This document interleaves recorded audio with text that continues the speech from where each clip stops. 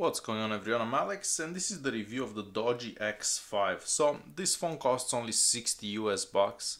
60 US bucks, it's, I don't know, 80 Canadian. So for 80 Canadian, I don't know, 60 US sounds much better. For that we get a quad-core processor. It's a MediaTek 6580. Not the fastest, not the slowest, but the phone is only 60 bucks. We have 1 gig of RAM, 8 gigs of internal storage, a 5-inch screen with a resolution of 720p, so not too bad. On the back here we have a 5 megapixel camera, and on the front we have a 2 megapixel camera. However, on the Antutu Benchmark it shows that the back camera it's a 8 megapixel camera and this one is a 5 megapixel camera, but that can be faked. So I don't know what to say about that. So looking at the phone, the back here it's made out of plastic. It's not that slippery. I mean, it's a bit slippery, but not that bad. On this side we don't have anything. On the top here we have the audio jack and the charging port. On this side you have the power button and the volume button. I don't really like these buttons. I wish the volume would have been on the other side. On the bottom here we have a microphone, and this is the speaker. And on the front here we have the front-facing camera, proximity sensor, and a light sensor, and some buttons at the bottom here that don't light up. Alright, so let me just take the back off so you can see what's behind it. So we have the battery right here. It's a 2400 milliamp battery. It does last about 2 hours of screen time on. So it's not the best. However, I keep the brightness at maximum all the time, the GPS on all the time, but yeah, I can get 2 hours, but not more than 2 hours. I think it was even less on the second day. However, just charge. It's a $60 phone, you can't really expect that much. Right here we have the flash. This is where a memory card goes, like a TF card, 2 SIM cards, and this is a 3G only device. And it says here 3D stereo sound, whatever. It's just one speaker that's sitting hidden in there. So I don't know about 3D or that stuff. It's just a speaker. It is pretty loud, and you'll hear that. Alright, so I'm gonna put this back on. I'm gonna turn on the phone so you can see the boot up logo.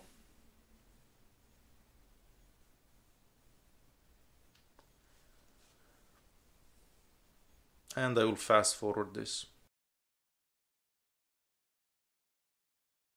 Alright, so it's on. Just so you have an idea, size-wise, this is a Note 4, this is the X5. So you can see the difference here. The Note 4 is a 5.7 inch screen, this one is a 5 inch screen. However, the bezels, the bottom bezel, it's a bit big. Alright, so we don't have a notification light anywhere, so out of luck, I guess. But it's 60 bucks, let's keep that in mind.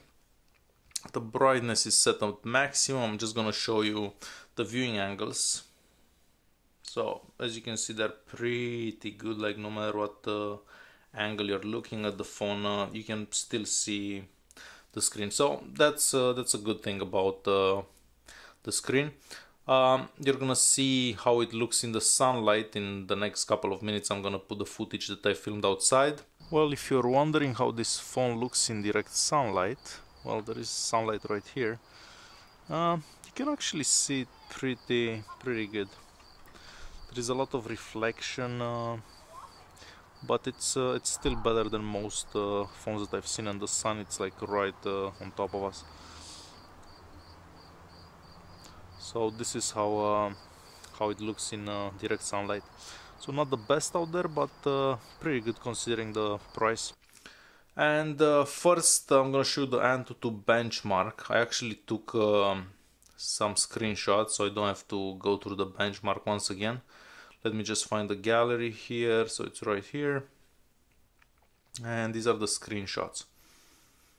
So we get 20,208 score.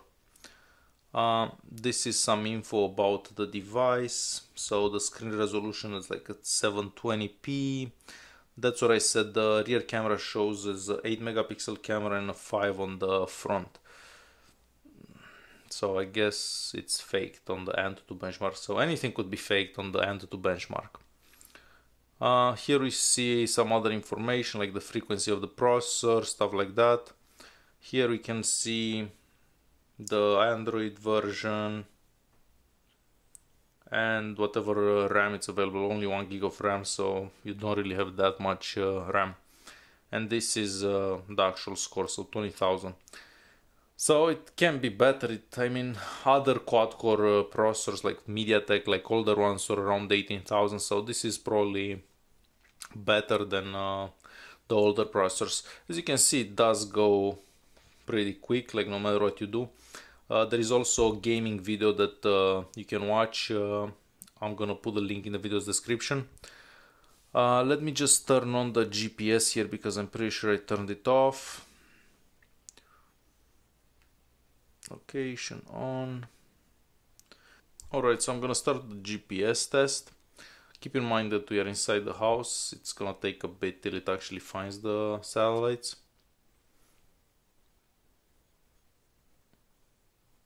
It was actually way faster than I expected. Basically the same results you get outside, so Google Maps works pretty good at that.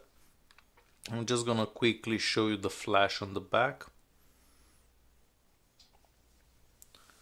So it's not the brightest out there, but it's not bad. For pictures it's okay. I mean, if the object is not that far, it's pretty decent. Next, the sensor box. You can see what sensors this device has. So way more than you'd actually expect. Next, we'll just play with the compass so you can see how it does. If it has a compass inside, which I didn't actually check. Location service disabled. I'm pretty sure it doesn't have a compass. Next, I'll quickly do a speed test on 3G. I'm gonna turn off the Wi-Fi. So it will probably get 5, 6. Oh, that's quite impressive actually. But it's 7:30 p.m. The network is not that busy. But this is some really good results on 3G. Like I usually get around 5 or so. And the upload, it's always super slow. And here you go. No thanks. And these are the results. So 11 download, 1 upload. So that's pretty good considering. Next, the multi-touch test. So you can only touch the screen in 2 places in the same time, not more than 2. I wish it would have been 5, but it is 2, so it is what it is. The camera app here. Before I turned off the phone, the button to take pictures was on the other side and I couldn't switch it off, but after a restart it seemed to work okay. So we get the basic MediaTek stuff, nothing too impressive here. I mean, just the regular options. It does say 8 megapixels here, but I'm pretty sure it's faked and it's 5. But whatever. And the video quality, fine. I'm also gonna add a sample video that I took. It takes pictures pretty quick for as much as this phone costs, and the pictures do look okay. Focus is okay, and it's pretty decent. I'm gonna turn the camera around and I can see myself. We'll take a picture.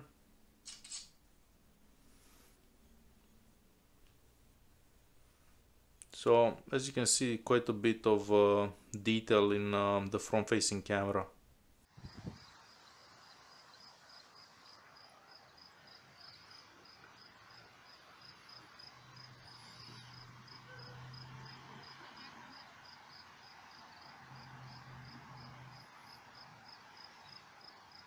So if we go into the settings app here,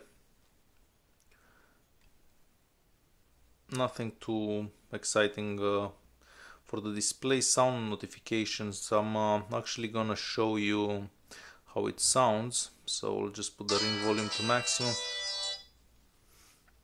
Let me just change the ringtone so you can see how it sounds.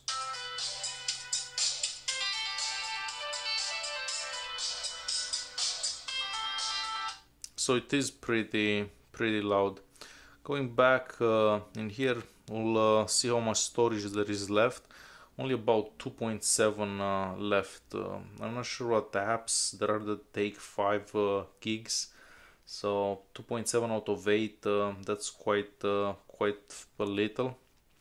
You can put a memory card in there, but again, it depends if you want to do that. Gesture unlock, so basically you can do this, and I probably have to turn it back on. It is actually on.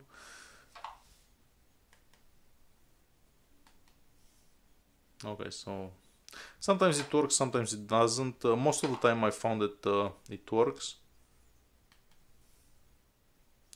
So slide down to camera, and you have a couple of options here. For example, start messaging. So we'll turn this on. So if I do a W on the screen, it should take the messaging app.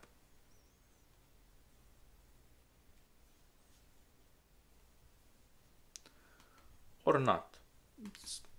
Okay, so sometimes it works, sometimes it doesn't. So imagine that it doesn't have any gestures. Visitor mode, that's pretty cool to have. Accounts, very easy. And gesture system, I'm not even sure what this is. I haven't actually used it. It looks like a whole bunch of stuff from Samsung pretty much. So when it calls, you just turn it around, whatever. I'm never gonna use anything like that. If we go into about the phone here, we can see the software that it's running, so it's 5.1. If we go into the wireless update, there are no updates that I found. I'm not sure if it's gonna get updates or not. However, Doogee is a pretty big company, so you may actually get some updates. Next, I'm gonna make a quick phone call. I'll just call 611.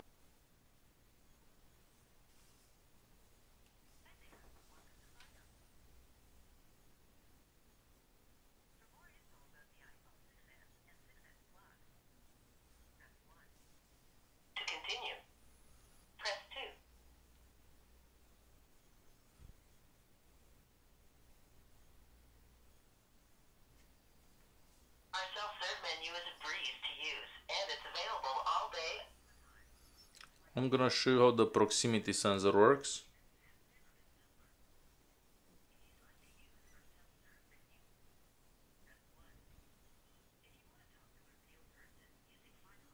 So as you can see, it is okay. I noticed if you have this on, it doesn't work because you're obviously gonna type. So if you turn, if you like close the keyboard, it will turn off the screen. Next, I'm just gonna open Chrome. I'll go on the Globe and Mail. We'll just open a random article so you can see how it renders. So I'll just leave the main page here. So not the fastest out there.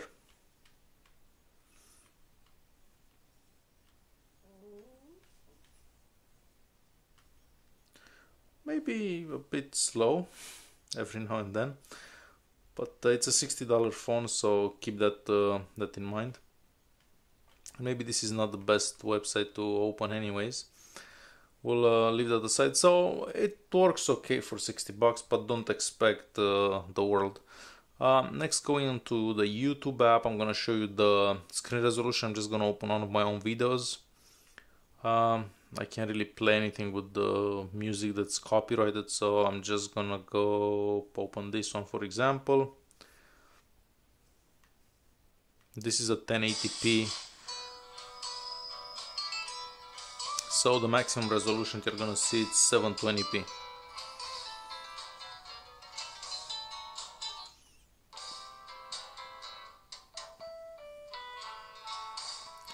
And as you can see, it does work okay. And the good thing is the phone is at 720p and YouTube works on 720p, so unlike other Chinese phones that only work around 480p. that's a decent thing, I guess. This is pretty much the phone. For 60 bucks, I would buy this phone again. I mean, it's a great phone for 60 bucks. You can't go wrong with this phone. Other competitors, I'm not even sure. They're all a bit more expensive, around 70, 80 bucks. So this is a really good phone. Supposedly there is a X5 Pro that's got more RAM and a faster processor for the same money. If that's the case, I would definitely get that one. I will leave a link for pictures, like sample pictures, in the video's description, also the gaming video. Thanks for watching and don't forget to subscribe.